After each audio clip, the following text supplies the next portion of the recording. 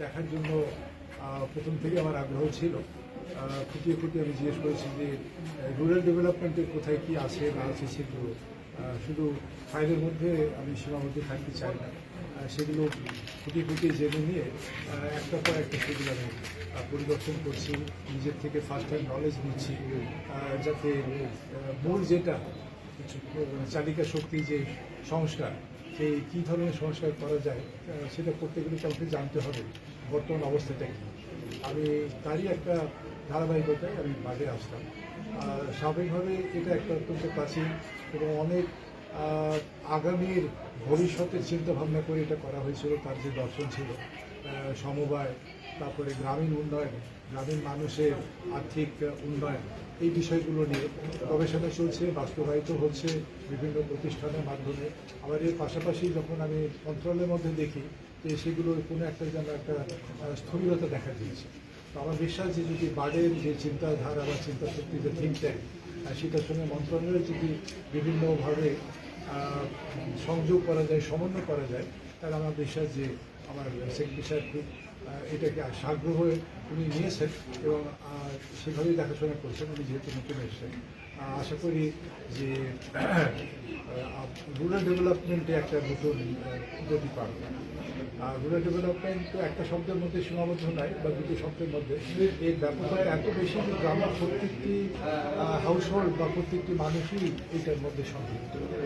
সুতরাং প্রত্যেকটি মানুষের জন্যই যাতে তার অর্থনৈতিক অবস্থার পরিবর্তন হয়, সেই দিকে লক্ষ্য রাখা হচ্ছে এই রুরাল ডেভেলপমেন্ট মন্ত্রণালয়ের কাজ। আর তার সঙ্গে যে কোঅপারেটিভ যেটা আছে, আরেকটা যেটা সেটা আপনাদের মাধ্যমে আমি একটু বলতে চাই, সকলে জানেন যে এটা হচ্ছে সমবায়।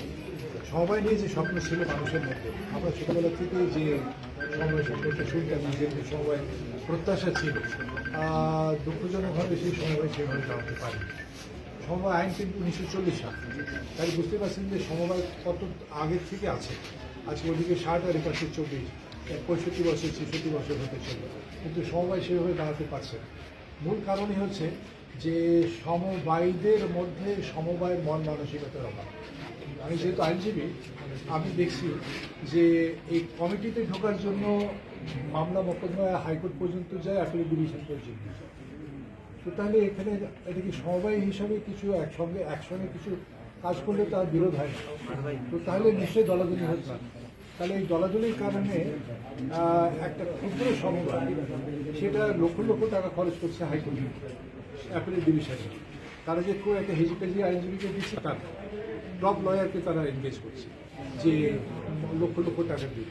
তো তাহলে সমবায়ীদেরকেই তাদের আগে মন মানসিকতা পাল্টাতে হবে। এখন কমিটিতে ঢোকাটা আমার জন্য একটা সার্ভিস, এটা লাভজনক এমন কিছু না যার জন্য আমার লক্ষ টাকা খরচ করে হাইকোর্টে বা ডিভিশনে মামলা করতে হবে।